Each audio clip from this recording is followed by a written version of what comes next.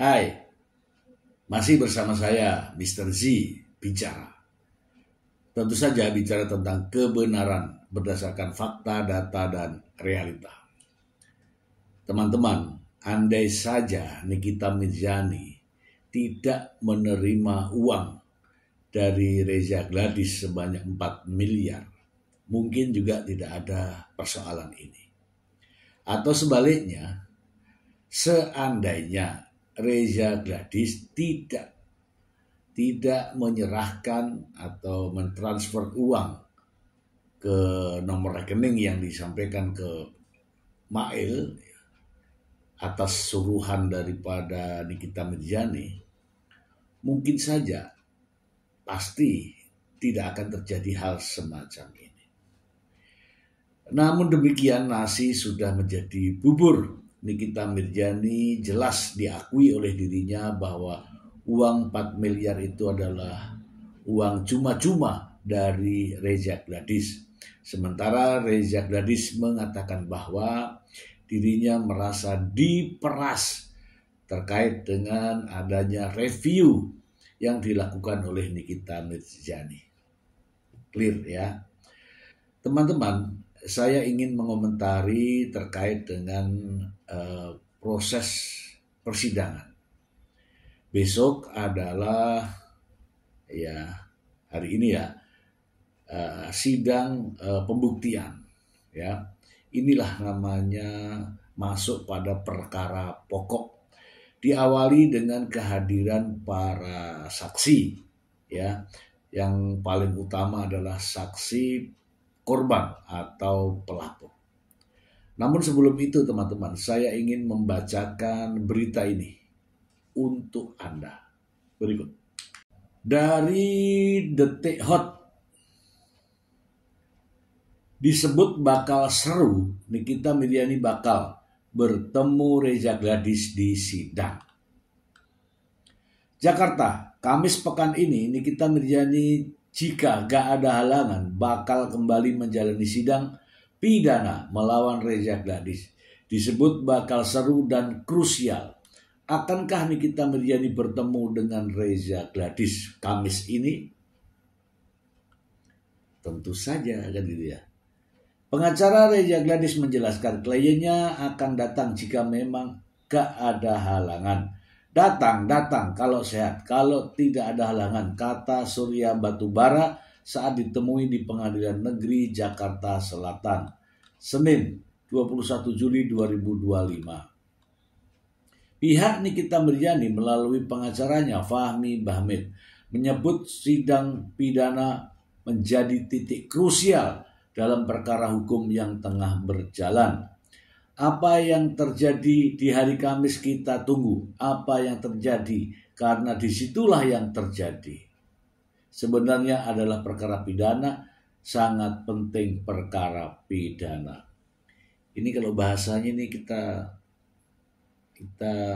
cermati, lucu ya teman-teman ya. Simak lagi ya, saya ulang ya. Apa yang terjadi di hari Kamis, kita tunggu apa yang terjadi. Karena disitulah yang terjadi. Sebenarnya adalah perkara pidana, sangat penting perkara pidana, ujar Fahmi Bahmid. Fahmi Bahmid memastikan Nikita Mirzani siap menjalani proses sidang yang akan digelar dalam waktu dekat. Siap tidak siap ya harus dijalani. Gak perlu disampaikan siap. Nikita Mirzani siap lahir batin, tegasnya. Nikita Mirzani bersama asistennya Mail Saputra didakwa melakukan pengancaman melalui sarana elektronik terhadap Reza Gladys. Keduanya juga dijerat atas tuduhan pencucian uang atas dana yang diterima dari korban. Jika penuntut umum mendakwa Nikita Mirzani dan Mail Saputra pada pasal 45 ayat 10 huruf A dan pasal 27B ayat 2 dari Undang-Undang ITE sebagaimana diubah dalam Undang-Undang Nomor 1 Tahun 2024 serta pasal 3 Undang-Undang Nomor 8 Tahun 2010 tentang pencucian uang yang dikaitkan dengan pasal 55 ayat 1 ke 1 KUHP. Oke teman-teman, kita bahas ya teman-teman. Dalam informasi yang lain ya, saya sudah membaca bahwa Reza Gladys dan juga suaminya dipastikan datang ya. Hal ini dikarenakan sudah jelas adanya surat panggilan untuk menghadiri sidang. Yang kemarin-kemarin itu rumor ya, ketidakhadiran dan sebagainya itu rumor karena tidak ada undangan, tidak ada panggilan. Tapi kali ini Reza Gladys dan juga suaminya dan juga mungkin saksi-saksi yang lain dipastikan akan hadir karena sudah ada surat panggilan dari jaksa penuntut umum. Teman-teman, sidang kali ini adalah sidang pembuktian teman-teman.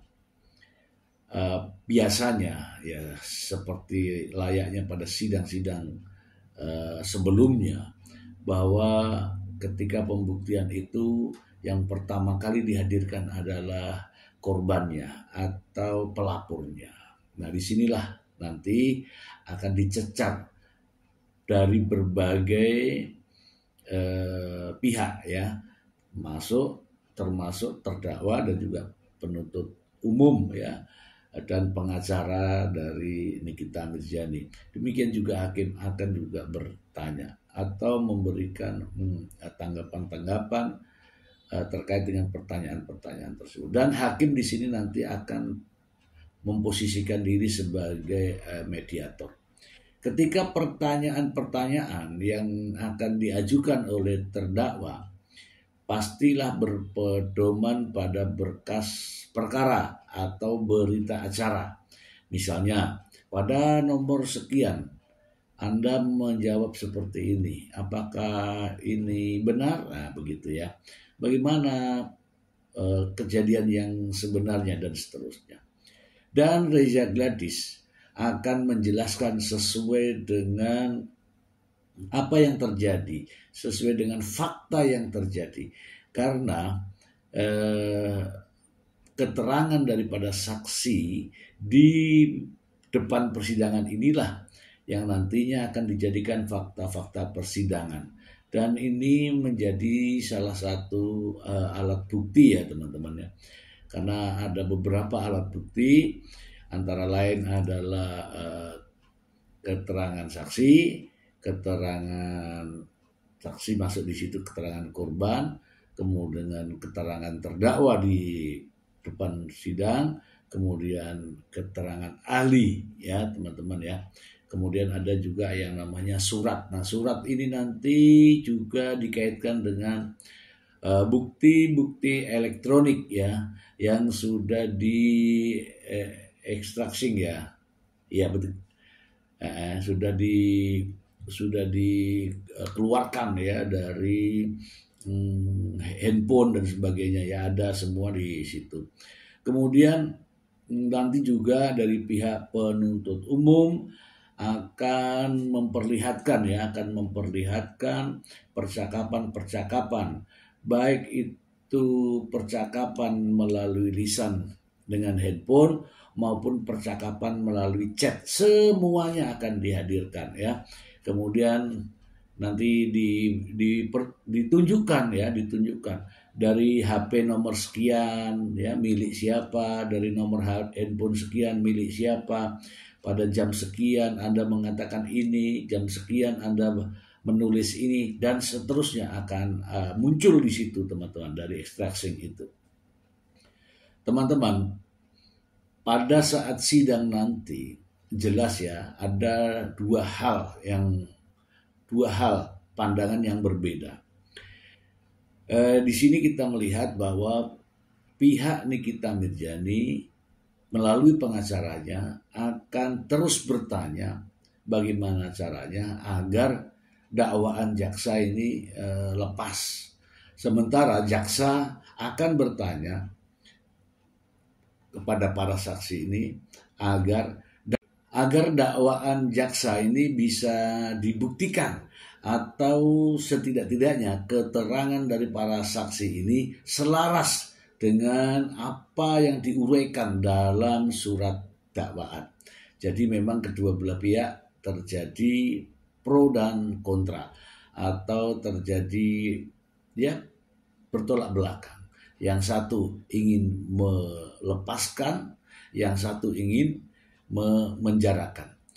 Dan yang satu ini mencari mencari cara untuk bagaimana terdakwa bisa lolos. Namun yang satu ini menunjukkan ya bukti-bukti adanya fakta kejadian.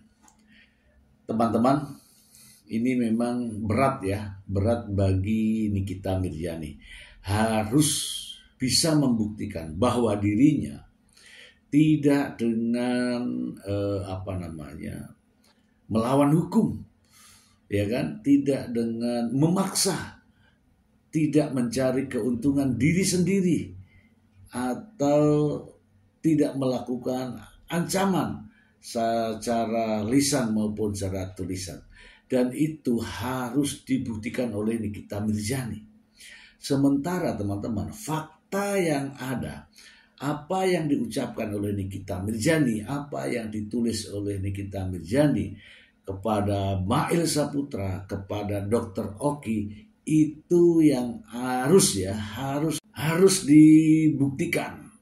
Kalau Nikita Mirzani mampu membuktikan bahwa uang yang dihasilkan itu bukan hasil memeras dengan mendapatkan uang itu, tidak dengan melawan hukum, tidak dengan melakukan penekanan, tidak dengan upaya-upaya mencemarkan nama baik maupun membuka rahasia, ya Nikita Mirzani bisa lolos. Tetapi sebaliknya, kalau tidak mampu membuktikan, maka Nikita Mirzani terancam pidana. Dan itu pidananya bukan main-main teman-teman. Bukan main-main. Selain itu, masih ada juga yang terkait dengan tindak pidana pencucian uang yang ancamannya luar biasa. 20 tahun penjara. Ini saja informasi untuk teman-teman. Semoga bermanfaat. Terima kasih. Bye.